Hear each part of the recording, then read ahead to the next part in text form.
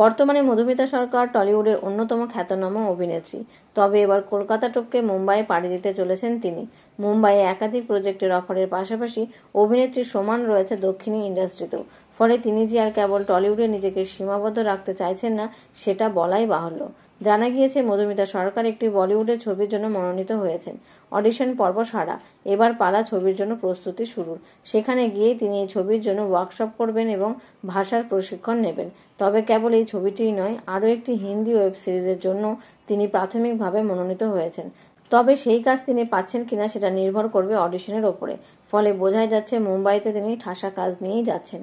এ বিষয়ে এক সংবাদ মাধ্যমকে তিনি জানিয়েছেন যে বলিউডে কাজ করার ইচ্ছে ছিলই, কিন্তু কখনো তিনি নিজে থেকে মুম্বাইয়ে গিয়ে কাজের জন্য চেষ্টা করেননি।